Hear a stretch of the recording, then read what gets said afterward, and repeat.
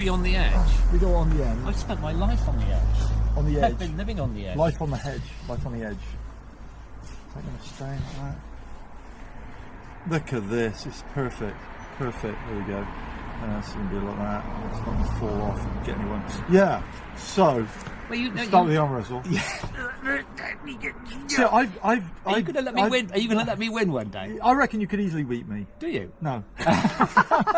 Well, you've got more leverage. You've got longer arms. No, it's leverage. More muscle. Well, fractionally younger, but getting older. Plus, and you're pressing your feet into the ground and using using your my great feet. long legs as a lever. I've got no chance. I don't want to damage the wall. Anyway, the point is, how's it going, Dave? Yeah, let's go. What, Dave? Yeah, it's Got on your mower? You got on your motor? I've got my bike. Was that Alexi Sale? Hello, John. Got a new motor. No, there was a song, motor, wasn't there? Hello, John. Got a new motor. I think it was. Yeah, I'll have to look it up. So last week we had up our nostrils. Now we've got nose profile. I know. It's like, we can't win. So I was going to tell you about my little. I went away for a couple of days camping. Yeah. Last week we go to Helen and I found this lovely little pop-up campsite. Take the wife as well. This is good, isn't it? I do, yeah. And the bikes. Yep, the bikes. And our tents, and we go on a little pop-up campsite at Harmon's Cross, which is on the Swanage Railway. So from Corfe Castle to Swanage, there's a little steam railway that runs. Although it's not steam recently because they had a bit of an accident with the fire tender.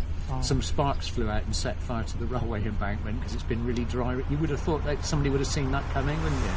So they have to use the diesel now. Anyway, but I took a book with me, which is not like me, but I bought because you can read. I can read. But I bought this book as a result of listening to Dermot O'Leary on Radio 2 one morning. He was interviewing the author, whose name I can't remember now, but it's a Sikh guy who'd written a biography of George Michael. Oh, okay. Do you remember George Michael Wham? Completely. Do you? Did you used to have a pair of those little shorts? No, I didn't do all that, but I liked the Wham rap. Wake me up before Job you go. Or no job. Don't care if you're not. Do you enjoy what you do? If not, just stop. Don't stay there and rot. Yeah. I mean, that's what I remember. I have to say, and on the back of the interview that I heard on the radio, I thought I'm going to buy that book. Yeah. So the reason I'm telling you, I took that book camping and read it in the tent. Well, actually in the sun. Yeah. And it was amazing. And it's really got me listening to a lot of George Michael music now. Okay. For example, one album called Listen Without Prejudice. Okay. And another one called Faith. Okay, well I remember Faith, yeah. I mean, he was... Because you've got to have it. You have. He was such a talented songwriter. But this biography, it takes you right back to when his parents, who were immigrants, came to Britain and they set up a restaurant. They were Greek Cypriots. That's what it was, yeah. Because his real name is quite extraordinary. Oh, it's Georgios Avanav. I was going to say avocado, but it was not that. But it was well, his nickname was Yog. Apparently, as in yogurt, but without the without the hurt. Okay. But it was a fascinating insight into his upbringing as a second generation immigrant into this country and the prejudice. This is why I'm interested in listening to the music now. But it got me actually thinking about, and there is a point to this, believe it or not. So far, it's been pretty good. Do we listen without prejudice? As Christians, are we able to listen without prejudice? And it got me thinking, it's quite hard, isn't it?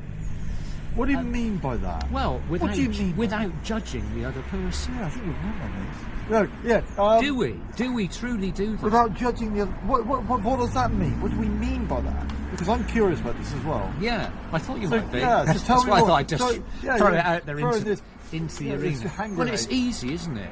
We are so programmed to see the world through our own perspective. Through our own experience of life, through our own upbringing, through our own faith, through our own belief.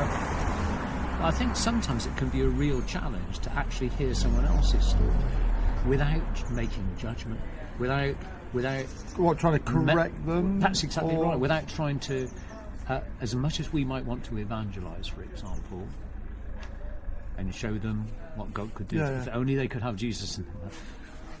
Then you would see. Then they would see. Then they would see the error of their ways. Whereas actually, life isn't quite that straightforward. So, for example, there might be a lot of people that would actually judge George Michael for his lifestyle, particularly his sexuality, but in other ways, he was a creative genius. There was a lot of good. I don't know if you know this about him, but a lot of the money he earned, he gave away. He gave it to homeless charities, and so he had a heart. Yeah. He had a kind heart. So the point I'm trying to make is this: there is a point at the end of the day. And I know it's early in the morning, and we've only had one coffee session. Yeah, mainly another in it. But we are complex as human beings. We are an amalgam. Do you know what an amalgam is? It's that stuff that dentists try to shove into your it's like an epoxy resin. I know, yeah. We are a combination of good and bad. And Why? I think sometimes, Why are we? Well, Why are we? Why are we a combination of good and bad? Well, I don't think. I mean, That's deep, isn't it is deep. That's out of our remit. Yeah. You've gone off script now. I'm not prepared to talk about. Without my brief. I'm not prepared. I judge you on that. Well, I mean, okay, as Christians, we might say, well, since the fall, because we were made perfectly. When God created the world, it was good. It says that in that book in the Bible, Genesis, doesn't it? Read that somewhere. God made that book, the Genesis, the creation. Yeah. It was. We seem good. to have a propensity. We weren't robots. We're clearly not robots, and we can, for instance, make decisions which are good, even accidentally. Sometimes we do them on purpose, and it's like, what, make decisions? well, but that a good decision. We make a good decision. We make a good choice. What helps you make a good choice or a good decision? I think. What and who's to say it's good? Well, if there's no absolutes, then there isn't. There are no. The big debate is, if there is a God, then there are absolutes. If there is no God, then there are no absolutes. I think that's safe to say. So where do your good decisions come from? I believe, because I don't always do this, obviously, that my belief is that if I genuinely ask God, who I believe does know whether I should go left or right, forward or reverse back a bit in life, what I'm meant to do, and I wait long enough for the answer, I am going to be infinitely more likely to be heading in the right direction than if I just crack on. Or, as I was chatting with the good lady this morning, substitute. You've been talking to my wife again. I talked to my own good wife. You're not judging me. That we ask ChatGPT, because we can get an instant answer, which might be correct. It trawls all of the possible answers. Should I buy this television set? Think of something that just who cares about. We might think, who cares? I don't care what television set. God's not interested in what television set we have. Some might say. I think he probably does care. And I think he cares more about what we watch on it. Yes, that's the issue. But also, it's like there's lots of things related to that. It's like someone says God's not interested in, menial little lives. Ask him about the big important stuff, but all the rest of it, I think that's trash. He is in the detail. I think actually, one thing he does care about is how we use our money, because we are only custodians. We are only stewards. And it's like, do I get the £300 tally or the £3,000 tally? They're all going to be defunct within 6 months anyway, fall off the wall. I think the asking for the answer, whether it's about big stuff like sexuality, to George Michael, about how we should interact with folk who vote always Labour, or we might view as right wing with the current definition, or where we should go on holiday, whatever it is. How we interact with people, like you start the conversation about, is important. I want people to go, I like John, don't agree with him at all, I got a friend. I know it's hard to believe, but there's someone who says he's a friend. And that's not your imaginary friend. My imaginary friend. The table, is it? Like one there. Yeah, hello. I'll just shake his hand. Fred, he's great. Yeah. Meet him. And he says, things like I'm not interested. I'm interested in what you say about your faith, but it's kind of not for me. And let's have another cup of tea, that sort of thing. So I want. Isn't it interesting how people say that though about faith? So we're judged on that. Somebody said to me the other day. They said, "I wish I had your faith." And classic. And I said, "Well, but you can have it. Yeah. You could have it. It's freely available. Yeah. The cost, the price for it has already been paid. Yeah. It's not about anything you have to do." But I meet a number of people who say that. Yeah, they do. And it's almost like. I'm not even. I think they could be being a bit disingenuous. I think they could be. I don't know. I don't actually know. I've never really got to the bottom. In fact, we were with some neighbours the other day, and the neighbours, and they really were next door. And one of them did say to me, "I just wish I had your faith." And I tried to explain that was possible, and that was freely available, but the offer was not taken up.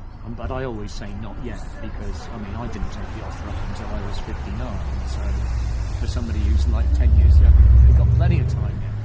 But it's interesting how people say that, isn't it? In other words, it sounds to me as though they can see something. What can they see? Maybe they can see peace or joy or answers, contentment or answer. What can they say? But they think it's not for them. I think my bottom line on it, I think, is that they know there are implications. They are both right and wrong about what those implications might be. So they think, oh no, I'm going to do this, that, and the other, and I'm going to lose these things, and I'll have to do this, and I won't be able to do that anymore. And they may be right on some of that, but they also have. There's also, if there's a devil, there's certainly a blinding going on from him, where he's whispering in their ear, going, Dave's got this faith, and we like him, he's a great neighbour, and all this, just enjoy his company like that. You're plenty good enough on your own, aren't you? The interesting thing about all this, I find, I'm just reflecting on what you've been saying there, they are actually right. There is a cost. There is a cost. There is a price to pay for following Jesus. Yeah. But the price, the cost, has already been paid. Yeah. Jesus paid that price. When he went to the cross and took the punishment that should rightly be ours, I'm sure a lot of people must think, well, I'm not good enough. Good enough for what? None of us are good enough. But because Christ has already paid the price for us not being good enough, what you and I would call sin, that gives everybody access to faith. So that's one thing. And the other point, just because I know you're going to have something to say about that, but the other thing is, I think there's a worry about giving up freedom. And of course there is an element of truth in that, and that maybe can be part of the price, because in order for us to truly know who God is, we have to give up ourselves, we have to give up our own egos, and we have to pledge our lives to Christ. But as the Bible tells us, my yoke is our burden through being yoked to Christ is a lot lighter than the other things that we might choose to shackle ourselves to in life, like pleasure, hedonistic pleasure, like wealth, like constantly trying to outdo other people, like those masters that we might choose to. It's tiresome, that life. I find life tiring, but purposeful and meaningful, and I can see the world from both sides now. Thinking about that, and I have, we all have, and I see alternative, and I'm thinking, well, I don't go to heaven. I'm getting older. I got 20 years left, maximum, something like that. And I think, then I'm over there. There's the graveyard there. I'm in there, and no one, they've been there for a few hundred years. No one knows. There's probably one person here who knows one of the names in there. We're forgotten, but we're remembered by God. And I want to be remembered for good. I want to go to heaven. I want to be with Him, regardless. So that, and it doesn't feel costly to me to be a Christian. The cost of neglecting, as it says, so great a salvation, such a gift, is like, well, that'd be insane. It'd be insane. It'd be absolutely insane that the difference my life would be if I wasn't a Christian. What would I do differently? I was just thinking about Both Sides Now, which was that song that you were desperately trying to sing, which I remember from, I think it was sung by Judy Collins. Yeah. And it goes something like gold and bows and rainbow hair and ice cream castles in the air everywhere. And then it says, it talks about the dreams that she has, and then how when she actually thinks she's going to realise the dreams, how they just melt. It's life's illusions, I recall. I really don't know life at all. And that's the thing.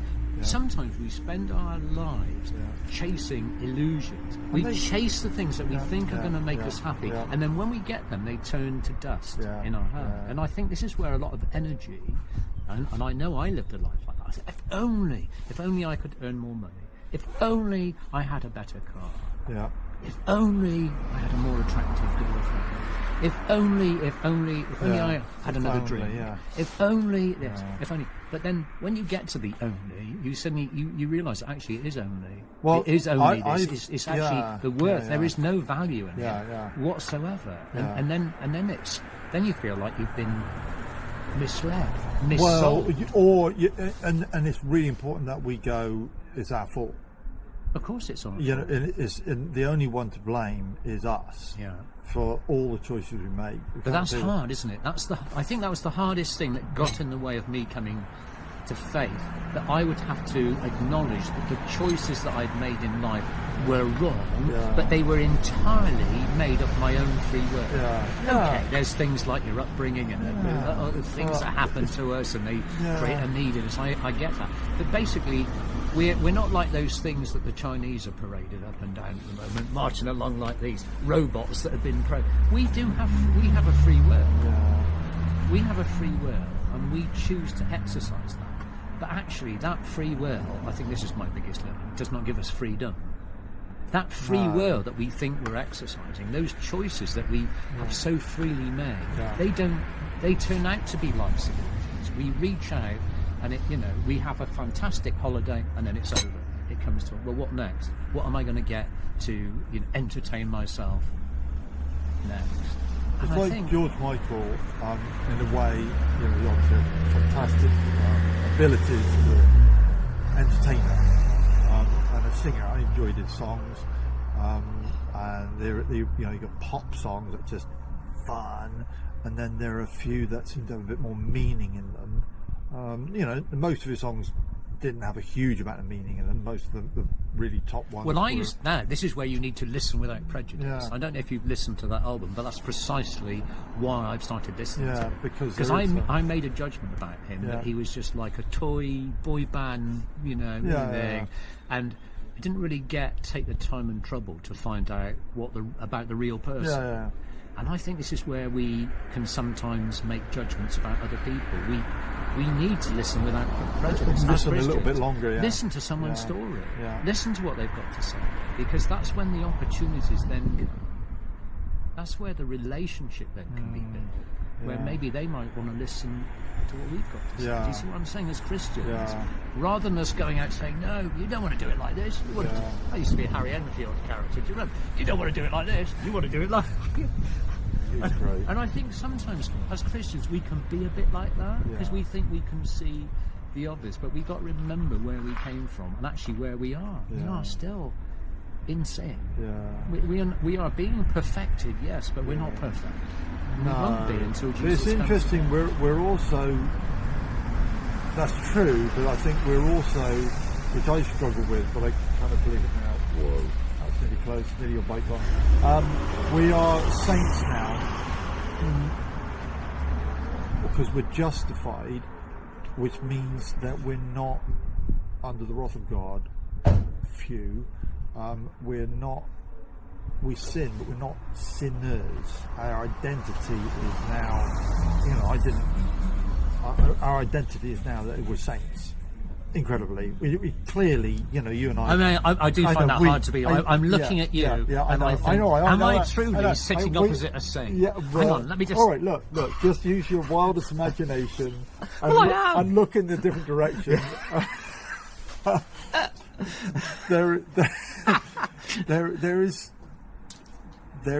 We're addressed like in the Gospels. We're addressed differently.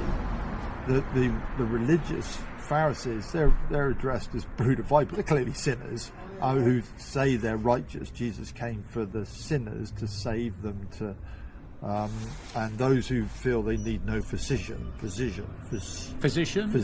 don't you just say doctor? Pair of scissors. So I wasn't wearing my glasses; they've been splattered. I know those scissors. Those doctors. Yeah, they don't. I don't need a doctor. No. When we're shown the X-ray and it says, "Oh man, we're completely riddled with it," or we need medication, then we are saved from destruction to that. I think like with George Michael, like with Solomon, they have they explore all of the things of the world as far as they're able. Obviously Solomon to the extent of, I don't withhold anything from me, plus I've got 700 porcupines, 700 700 extra women and 300 wives. I mean, it ain't. He comes to the conclusion at the end, fear God and keep his commandments, because God will bring everything under judgment.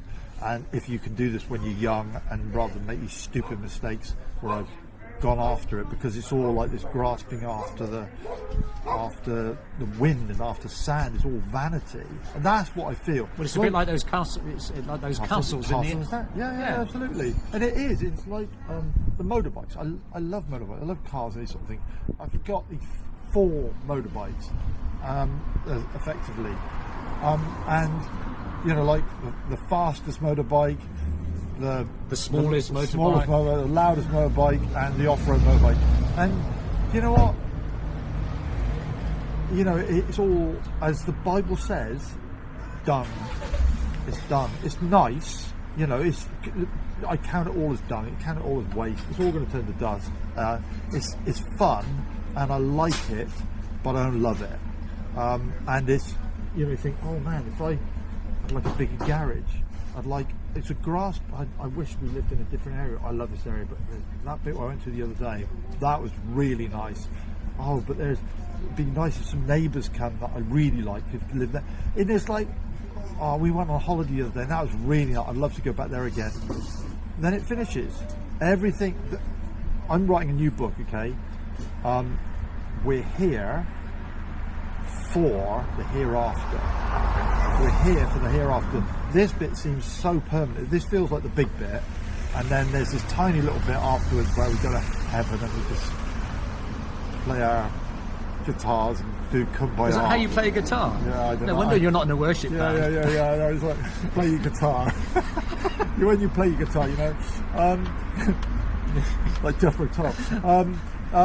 And I increasingly believe that, like we talked a little bit about our mothers-in-law, at the top end of their lives, and thinking, what's going on, this difficult period of life, we're here, what we're going through now, whether it's difficult times or whether it's good times, we're here in this brief little moment where once we're like kids, and suddenly we're mature adults. What, me and you? I know I said it. I know that was a bit flippant on it. It's like, well, we're grown up-ish. We're grown, and it's like, wow. We get up out of bed this morning going, oh man, everything's aching. What's going on? Wow, this is it. It's like, oh, we're here for the hereafter. I'm convinced that I longed for George Michael to come to faith. Got to have faith. You go, oh man, faith in what? Well, this is the question, isn't it? You know, faith in yourself, faith in government. George, what's his name? You've stole my line. Well, George, what's his name? My favourite president. What's your favourite president? I'm not Ronald sure Reagan. I love Ronald Abraham Reagan. Lincoln. Yeah, I don't know. But Ronald Reagan said something like, when Big Brother government, what do they call him? Uncle Sam. What do they call Uncle Sam, wasn't it? The American government, or the president. When big government says, we're here to help, run. And I like that. That's good. That's wise. Where you don't look to big government, ultimately the Antichrist. This ain't going to go well. Don't even look to yourselves. Look to God for the answers. I think the answer, my friend. It's not blowing in the wind. Please don't tell me that. It's there. It's near, isn't it? The answer is Christ. Is the Lord.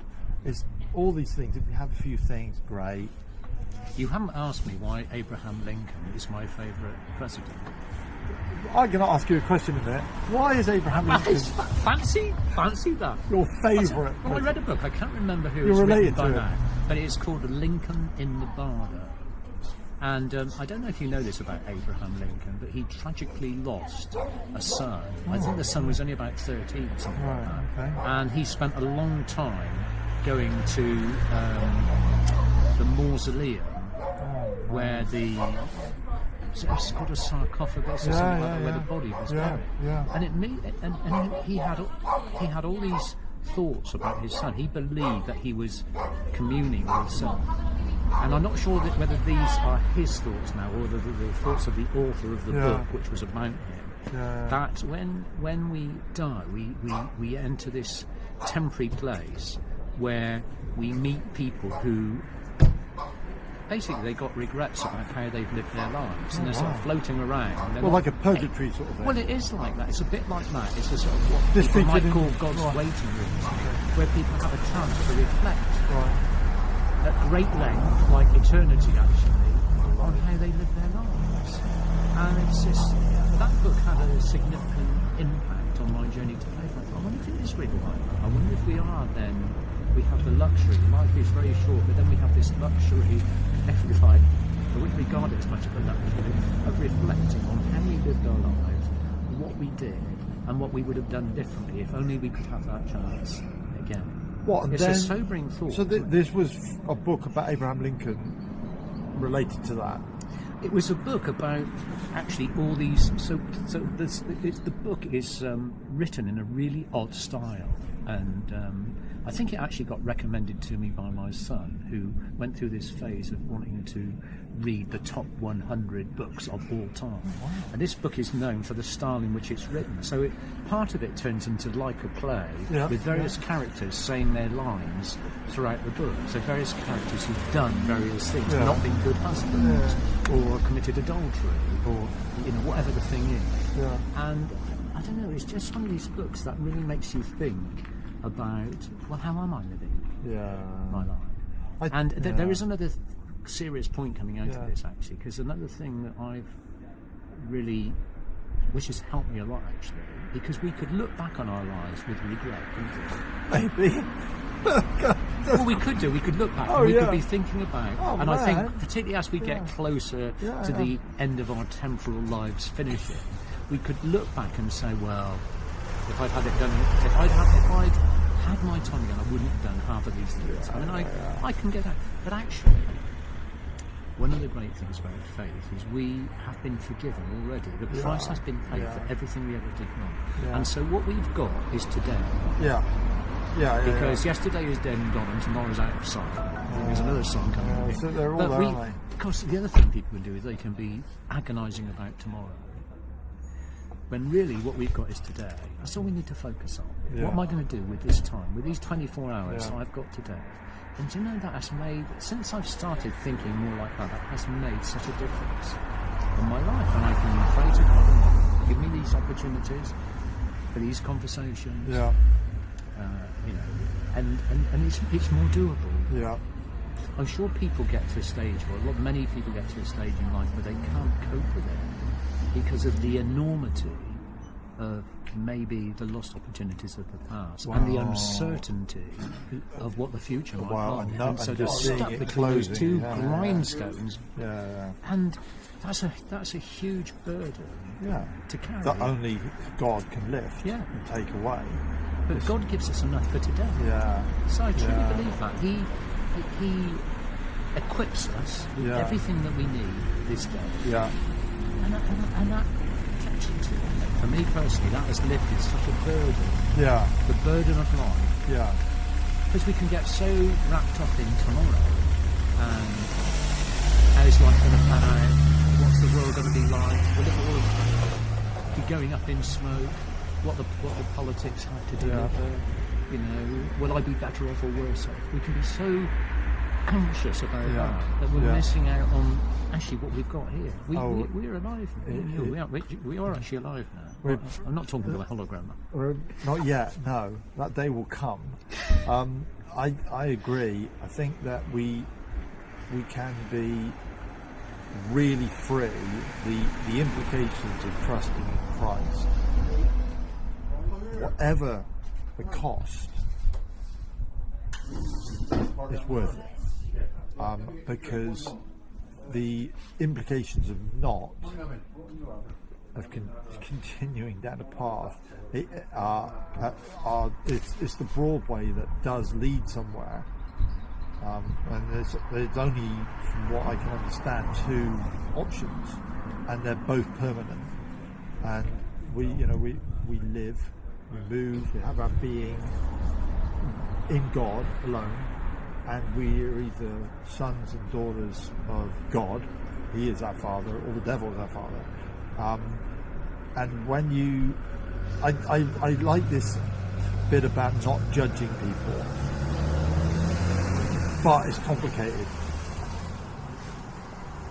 because it's like that critical thinking. It goes both ways, isn't it? It's like being challenged about. Well, the Bible actually does tell us not to judge people, doesn't it? It does say that. Well, you're going to be putting you right way. I'm sure it does say somewhere, "Judge not, lest ye be judged." Well, I'm sure it does say that. Also, but it goes within that. It says, I agree.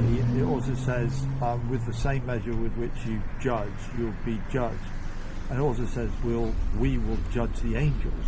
Again, well, I can't even judge myself. I mean, there will be. I do believe there will be judgment. There will be judgment. We will have to be. There's we judgment, will be held account. If we mean judgment like this, prejudice. If that, that's why I'm saying listen without. Prejudice. Then completely, because it's like ridiculous. But if it's judging, like, so for instance, if someone says to me, so if I was talking to, say, George Michael back in the day, when we were like that buddies, and it was Andrew Ridgely or me, and Andrew Ridgely was best buddies with him. And I thought, was it a trio originally? It was. Were you the third? Were you like that Best character of the Beatles? You were that unsung. You were. I was Pete Best. Were you the one responsible for the dance moves and the wearing of the very tiny shorts? Yeah, that's why I didn't get in. He said no, we can't have you in. It's just not. You got no. No, I know. It's making me feel quite ill even actually thinking about give you a bit of a turn. But it was like if someone says to me, and this happened quite loads. So I had a guy ring me up, maybe 10 years ago. I might even be watching this, and said, "Hey, John, I was in your youth club, and remember you really fondly. We got on really well. Thanks for what you did." This and the other.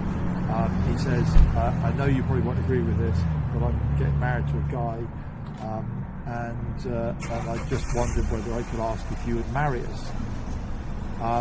But I completely understand if you don't want to do it." I thought, and I listened to it. I thought, wow. I thought, well, how nice of him to get in contact. How nice of him to know and have enough nous to go, you might have a problem with this, and I have no problem with you having a problem with it. I really appreciate that. So I spoke to him and I said, "Buddy, cough is forever on me. I really appreciate you asking me. I completely disagree with your lifestyle, but love you forever." and wish you the very best. And you ever want to talk about faith, because we talked about it prior, day or night, I'm around about. That was good. That's quite rare, because most of the time it would be, you hate me. No, I don't hate you. And there's no hatred going on. Actually, it feels like there's more hatred coming from their side towards me. I don't hate anyone. I think just because we might disagree with someone's lifestyle, it doesn't mean that we hate them. No. I mean, sometimes, John, I disagree with what you say, but it doesn't mean I hate you, does it? Yeah, I know you're going to think that's impossible. What could it be about? I don't know. But it's like it's like I use the analogy of I kind of like Bristol City Football Club. I'm not a great football fan, but if I had to pick a team, it would be Bristol City. But I'm not, I don't care if someone fancies another football team or whatever. But I would go, Bristol City, sort of thing, back in the day, a long time ago. And who cares? Some people obviously really care. There was a time when there was, and there probably is, real animosity between teams. Well, I remember. So I used to be a Swindon Town supporter. No way. I know. Yeah, I'm the one. You are. Well, there were lots of you. And I remember I used to go and watch their matches until one day they played Leicester City, and I almost got beaten up. Honestly, it was awful. I remember walking down out of the county ground, and all the Leicester City supporters had been herded towards the railway station. And my friend, who I'm actually meeting today, so we've known each other for that long. We hid our scarves and bobble hats inside our thing, and then basically we walked down this road. It could have been County Road or something. I don't remember exactly where it was. And then this swarm of blue and white Leicester City people just came running towards us. We couldn't escape. We were just caught up in the melee. They were running in to shops and basically ripping out raiding them really for as much as they could get out. The police couldn't do anything about it. I was terrified. So you joined in with them. So I never blended in the crowd. Well, I was like this, caught up. I almost got on the train back to Leicester. It was like, how do we get out of this? So why am I even telling you that story? There was a reason for it. I can't remember what it was. It's agreeing to tribalism, differ. Isn't it? It's how we can pick sides. And being defensive of a position. Actually, we don't need to be defensive, and we know if someone doesn't want to listen. And if they're putting up the barriers, but actually loving the socks off them, regardless. And we sometimes we've got to walk away, and sometimes they walk away from us, and they go, "Nah, it's not for me, buddy." And I go, "That's cool." Cause we've got to make a choice on this, and it's actually not. It's not a minor choice whether we get a Kawasaki or Honda or whatever. It's not something like that. It's actually our eternal destiny. That's why I longed that, completely sure that George Michael and all these others are actually saved. Wouldn't it be great? Well, there was no doubt at all. I got no idea. With quite a lot of these people, you think they have zero evidence of faith. They really, when it comes down to it, I'm thinking, oh well, I like David Cassidy's last words were to his daughter, he just let her breathe. Oh, so much wasted time. That's it. That's tragic. I hate that because I loved David Cassidy as a kid. He's going, oh man, I want to be like him. This is really cool. I never saw you as a. Was he in the Partridge Family? I've got that wrong. Could it be forever? Yeah. Well, yeah, and it can be. That's the reality, isn't it? It could be forever. It can be. And I want everyone to go to heaven. I want everyone to go up. Yeah. Everyone to go up. Because they get that sudden realization. Oh, we didn't judge that person. We weren't being nasty. We were desperate that they come to faith, and we could see them walking away. You've seen people walk away. I've seen people walk away. Loads of people walk away and going, if it makes you happy, it can't be that bad. No, it does make me happy. Actually, it's more than that. It makes me feel complete. It gives me hope beyond the grave. I'm not scared of death at all. I have an expectation a groaning, like creation, where it says whole creation groans. It's going, oh, but it's going, oh, I'm groaning, but I'm going up, I'm going to be a flower, it's going to be amazing. I think that's it. For me, it's like that, and I want. Sorry, you've lost me now. You think you're going to be a flower? I want to be, like just thinking of a flower in the field that's, just fading under the heat of life, because it will grow up, flourish, go down, and that's like us, we go up, flourish, and then I ran yesterday. Elephants. I know. Did you hear the earth moved? Yeah. And I was like, man, like every footstep went down. I thought it was jarring. All the joints. They said that something had been recorded on the Richter scale in Yatton Canal, and then the earth was trembling. There's some subsidence down there. It's given way. But I think it's... Picking up on what you said there about... you mentioned that you've got hope. Yeah. I think the other thing, for me, there's hope. But there's also peace. Yeah. There's a peace. Yeah. There's a peace, and they do say that it's the peace of God that passes all understanding. Because you kind of think, well, how, in a world that we live in at the moment, how can anybody be at peace? Yeah. When actually the whole future of the world might be is in the balance. It feels on the brink. It does. We do feel like we're on the edge, don't we? Oh, that was the song. Bridge on the edge of destruction. Back in like '68, he sang it. Guy with the guitar. The eve of destruction. Who sang it's not that Bob one? Dylan, is it? Something like that. It sounds like it should be a Bob Dylan song. One of those grim, apocalyptic. I know. Well, that's why I said this. Was it Bob Dylan? Yeah, it was something. Neil like Young or someone like that. Yeah, it was a one-hit wonder. It was a good, in a way, it's a good song, but it was. That was. It doesn't sound like there's much hope in it. No, does it really? Because it was humanly. It was like, we got to make ourselves better. We got to be united. We got to be strong. We can do it on our own. Well, no, we can't. We can't. We need help. I need help. Yeah. People have been saying it for a long time. We need help, and we've got help. But I think I was probably one of the first ones to tell you. You were, and each time we meet, it's John. You need help. Yeah, and he will give us all the help that we need. He will lift us up, carry us, get us here. I often think, Lord, I wonder how many times you saved my life. I wonder how many times you've dug me out of a hole. I wonder how many times you've kept me from putting my foot in it. Yeah. I wonder how many times, it's countless. I mean, it must be zillions of times. And that's not just for me, but it's for probably everybody. Yeah, me. Probably the world. I put my hand up to the worst sinner out there that God has been really kind to.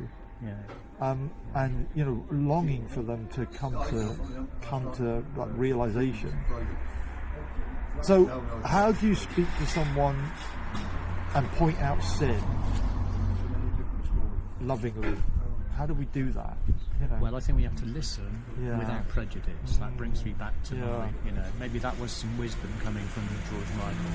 Yeah, God, we do need to listen without prejudice. Yeah, and then I think we have to be available to answer questions. Yeah. And we have to live a life that people might be interested in. Yeah. They might want to say, well, hang on a minute, why do you have a hope? How can you possibly have a hope in this? Or, why do you always seem to be so at peace and at rest? Yeah. And then there's an opportunity to explain it. And then, the fact of the matter is, it's not us that bring people to faith anyway. I think we make a huge mistake if we think we've got that ability. Because it's only ever done through Jesus Christ. All we can do is be friendly. We can point people. Yeah. Point. And I think the most effective place to point is to the Bible, is to the Gospels maybe, or whatever might seem relevant. Yeah. Point people. Maybe show them a verse, or show them a Bible. Maybe and a lot of people who say, "Oh well, I don't believe in the Bible." And you ask, well, okay, which bit don't you believe in? Well, I don't know because I never actually read it. I've never read it. There's a prejudice going on there. So that is a prejudice. And it's without evidence. There's no credence to what they're saying. It doesn't carry any weight. And it's lovely when someone listens in and you're listening to them and there's a conversation, two-way conversation going on, and you feel that there's a reconciliation happening between people, and when that kind of brotherly, sisterly love is in place, then that connection with the Lord can really find a home. I think really find a home. I love it I find it really easy with genuine nasty sinners to be really friendly to them. That's why we get on so well. And that you want to talk to them. You love them. You genuinely love them. I think it's such an important thing. What do you mean genuinely nasty sinners? That's a bit provocative, isn't it? But like with someone who's it's almost everything they say and do and live their lives is like a reality of John Lydon back in the day when John Lydon said, "Oh yeah, I'm an antichrist." Well, that was like an Indian version. It was very peculiar. And it actually was a bit weird. When he's interviewed, he comes across a really nice guy. It wasn't the real guy. The real guy was just an entertainer who thought, "Oh, this will sell." Well, quite often people, including us, wear a mask. Yeah. Because we want to portray something that's different out of the reality of what we really are. Yeah. It's a hardened biker on my... Yeah. I don't think anyone's going to be confused by by a CT-125 to think you're a hardened biker. No. Maybe somebody riding, cool. a Vulcan S. It is good. Yeah. But we sometimes we do put on a mask. Taking that mask off and letting a person we're chatting with, that we may agree with, may disagree with in areas, because that's the reality of life, actually know that we really care and that we are listening to their take on stuff. I think that's really important, listening to where they're coming from. And the more they open up, the better, because you know that they're not feeling that they need to hide, they need to put that mask on. And I'd love to talk to people like George Michael and just to say, "Hey, how's it going? What's life like?" Would you say that you gotta have faith? Gotta faith. I mean, I'd be really interested to know. You want to know what makes people tick, and why? Why do you feel? Well, this is right. I think you really hit a salient point here. I was wondering when you get around eventually, to it. It takes a while. It takes a while. I think we need to be curious. Curious? Not curious, no. Sorry, what? You've joined the C of E. I knew it. I think we need to be curious. Yeah. Yes. Genuinely. I think we need to be. That's a quality that children have. Yeah. They are curious. Yeah. Why? Why does this happen? Why does that? They have a curiosity. Yeah. And I think we need to be curious about people. We need to show an interest in them. I mean, a genuine. Yeah. Not treat them as like a specimen under a microscope, but to be curious, to be interested. Yeah. Be interested in them. I saw a very thought-provoking program last night. It was a reality program. I think it's called 24/7 in A&E or something. It was filmed at Southmead. Oh right! Oh wow! And it was tragic. Oh no! Had this guy that attempted suicide. Yeah. He threw himself in front. First of all, he took an overdose, and then threw himself in front of the train. And he survived. And he did survive. He was in hospital, and but he had liver failure. I don't know what drugs he'd taken, whether we don't need to go into it. Yeah. But it showed the heart of the team there that were trying to save him. They weren't making any judgment, like why did you do that, and all this kind of thing. And it was there was even a potential question about a liver transplant. Yeah. In the end, his body couldn't take it, and his family came in to see, and he died with his family at his bedside. Wow. But I just think, what a tragedy. What would somebody how would somebody get to that stage in their life to have no hope at all? And this is where I think, our belief and our faith is so important. We do have a hope. We think beyond, there are terrible things that happen in this world. There are things that we struggle with. In my own life, I've got, my own difficulties and struggles, even as we speak. Even you. Even me. Even me with a big smile on my face. But equally, I have a hope. Yeah. and I have a faith, I have a belief, and I have peace. So our faith doesn't mean we're going to have a problem-free life. But what it does do, it equips us in that day, to have just sufficient to get us through that day. That's true. And that is, I was really admiring the efforts of all the various, there was a surgeon, a registrar, somebody responsible for blood, for transplants, nurses, porters, everybody, the whole team comes together, working together for the common good, trying to save the life of this person who felt hopeless. They felt hopeless.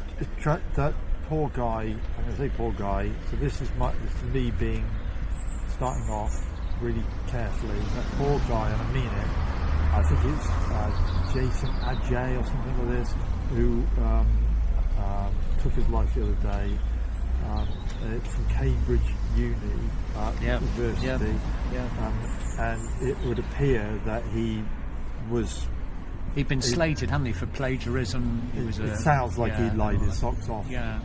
We don't know. Well, I've seen enough stuff to go. Have you? Okay.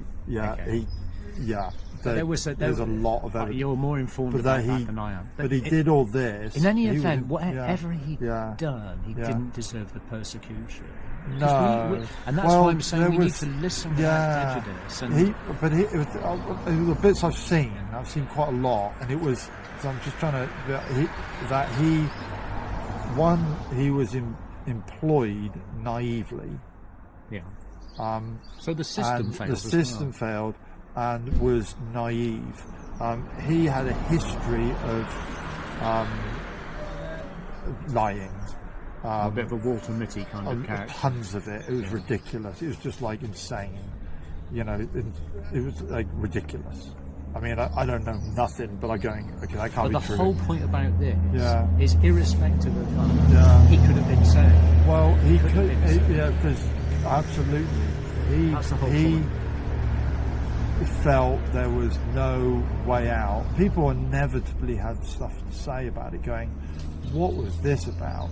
This can't be true. And the bits I've seen were just declaring the facts publicly, because it became a public thing, saying, he's running 600 miles and raising 15 million quid when it was 300 quid and it was no running involved, and things like this, and basically, all this sort of stuff. It was declaring the facts, but he felt there was nowhere to go. I'm going to ask you a question. Have you ever, in telling one of your stories in the past, embellished it, intended to massage the truth and just make it look slightly better? And I know I have. And telling a story.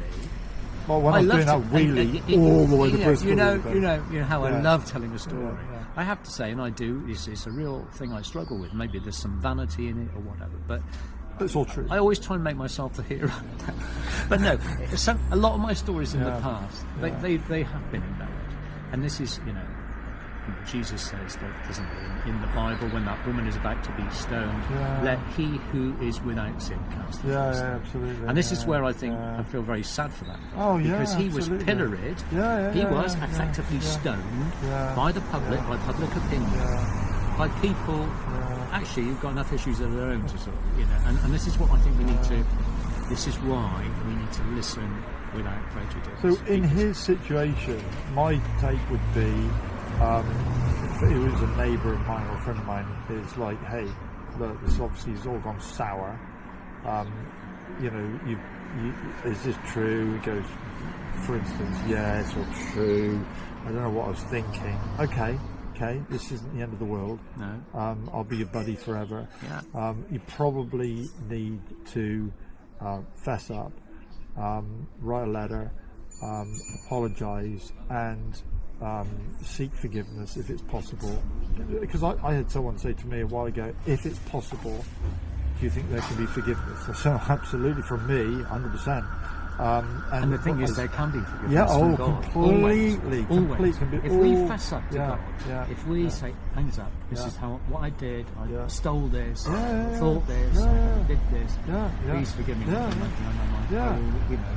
and fill me with your Holy Spirit. Yeah. We cannot, you know, we cannot save ourselves through our own No, we efforts. This is the can't. whole thing. We can only do it through the Holy Spirit. Yeah, absolutely. And that this young man's life could have been saved. Yeah. Yes, there are the consequences. So I was reading this morning about King David when he sinned with Bathsheba, and he was ultimately and murdered her husband. I mean, it was a bad deal.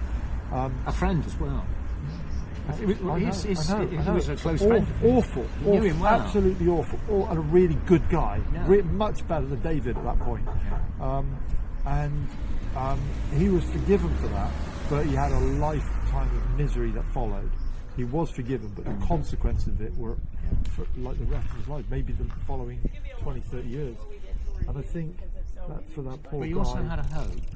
he did, and he knew, but he had to go through I believe there is complete Well, there are forgiveness. consequences, aren't there, to our That's it. actions? There I mean, when I look It's at... not like they cease to exist, those consequences, do they? I mean, I can think of some of the things that happened in my... Oh no, it's confession time. And there were... There were consequences. There were always, whatever I did. Okay, I'm going to tell you what. No, No, I'm going to. No, Okay. don't the revolver. I actually... not the pillow. Not that one, no. No, okay. There were consequences. So I stole. I got in with a long group, and I used to Gold go bullion. touring. I used to go Brinks Matt. This is the Brinks Matt moment. I used to go stealing. Yeah. And I thought it was hilarious. Yeah. And then one day I got caught, and I brought shame upon myself and my family. And it really affected me deeply. Was it good, ultimately, getting caught and the shame that came out of it? Well, it was good in the end, but there was suffering. horrible. There was suffering involved. Yeah. I didn't have a faith then. Yeah. I was in my mid-teens and that kind of thing. Yeah. And of course, I think I carried a burden for that for a long time, because I was reminded of the hundreds of times that I'm sorry, I know you can't believe it. The hundreds of times. I've been wondering where those bits have gone. Where's my wallet? It's amazing. The hundreds of times. And so I carried the guilt and shame of that, not realising that if only I came to faith, that burden would be able to be lifted from. Yeah, wonderful. Which I know, so I don't carry that burden around. Yeah, it's wonderful. Did I tell you that time I was doing some shopping for my mother in a Tesco's Express near to where she lives, and I saw a lad with a backpack on, stealing stuff. Oh right, no. And he was confronted by a lady in the shop who I know quite well. She said, "You need to empty your..." No, I'm not doing it. And anyway, she went back to the... And I just really felt God talking to me. You need to speak to this young man. And I just went up to him. And he didn't know me from Adam. And I said, "Look, you could say this is none of my business, but the route you are going down at the moment, it does not lead to anywhere good. I'm just going to tell you that now. Take it from me, I've been there." Anyway, I turned around and I don't want to make a big drama. I don't want this filmed, and to be on, I don't want to be on Crime Watch or anything. So anyway, I turned round. The next time I had to go back down that aisle to get something. I overlooked something for my mother because I'd been distracted by. And he was in there emptying his back, and there was like loads of chocolate bars and stuff going in.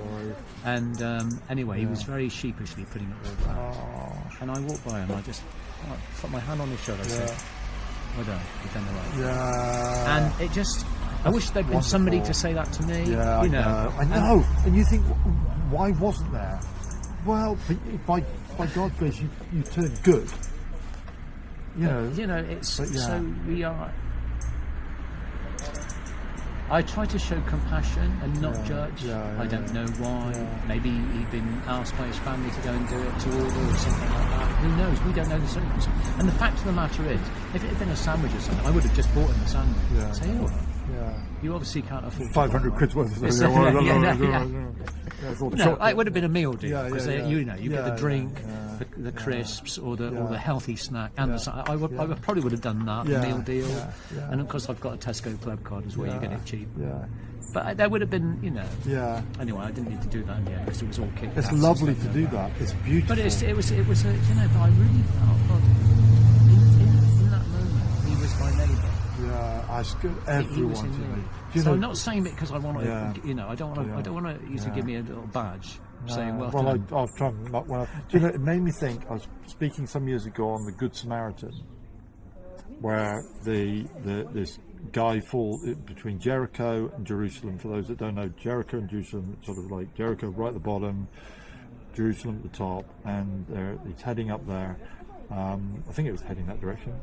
Or he could have been going down. Well, yeah, I can't remember. Could have been going the other way. But What side of the road was he? he's beaten up, and he's left there, and two religious people go by, and they just walk by, and it just goes to show that it's just not real most of the time. When it comes to it, they just walk. They go, "Well, it's nothing to do with me. I don't want to get dirty." You know, Jesus got dirty, and then this Samaritan who was despised by the Jews, and this guy's Jew was. So the Jews didn't help their fellow Jew, and then the enemy comes along, and the enemy is the good Samaritan. He's a good, I think it's called an oxymoron, where it just doesn't add up. Samaritan, he's going to beat me up a little bit more. It's a bit like saying a good person that comes from Yatton Kennel. It's just not possible, is it? It's not possible. And he helps him. That was a joke, by the way. Yeah, I know. It was a very good. Yeah. That the good Samaritan is Jesus. The good Samaritan is Jesus. This story he tells is about himself saying, I am the one that no one likes, really.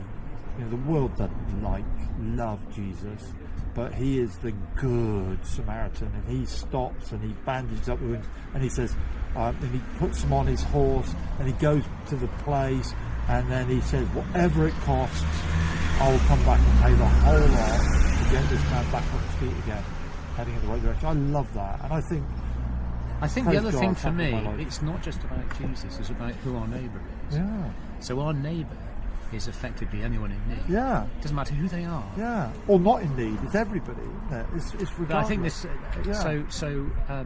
Okay. So I think this comes out of love thy neighbour. Yeah. And then Jesus' question, well, who is my neighbour? I think people say, okay. Yeah. So, and I think the point of the story is to show, actually, at that moment in time, anyone in need can be our neighbour. Yeah. Yeah. I think that's the whole question. They don't have to live next door to us, or even live in Yatton Kennel. Yeah. They can be any. They can be the person on the street. They can be somebody who has a different belief system, but who is in need at that time. And we can show them that. That's what we do. Now, of course, the fact of the matter is nobody could have shown love as extravagant as the Good Samaritan showed his neighbour, the person who was lying there in a heap on the other side of the road. Nobody but Jesus. Jesus is the only one that can show that extravagant love. So his love is so extravagant that he can forgive you and he can forgive me. That's how extravagant. And that he died on the cross for you and for me and for anybody else who's watching or listening to this podcast. That love is so extravagant. It is as much for them as it is for anyone else. And I think that's where my hope and peace comes from. That conquers everything. And it continually works. It doesn't disappear. It's like always full to the brim. It's like, that little motorbike since I've had it since March the 25th, I've put in a litre of fuel to top it back up. I mean, it's ridiculous. It's like, what's going on? It's a miracle bike. The other one I've filled up about 20 times. But it's like with the Lord, there's always plentiful supplies, streams of living water. It's always enough. Where we were camping the other day, there was this little stream, and it was completely empty. There was nothing there because it's so dry. It was empty, and we walked down the riverbed, and it's like God's mercy never dries. Never dries up. It wasn't like streams of living water there. It was like, well, we're going to die if this is where we live. We can't live here because there's nothing. We need the Lord to live. Absolutely. So hey, this has been good. It's been fantastic. Yeah, it has been good. And if you've enjoyed this, don't forget to like, share and subscribe and hit that bell. Absolutely. And we look forward to the next exciting episode of whatever this is called. This is alas, Alas, Jon and Dave. Come on. I used to be One really day, good one at this, day, but one I day. always feel it's about equal now. It's like, oh man, I think I could smash it with my phone, sir, but I don't want to do Don't it. damage my arm because I'm just Oh, about to man, go and buy I you a like coffee. Oh yeah, I think look, we go look. Yeah, boom. How do we turn this thing off?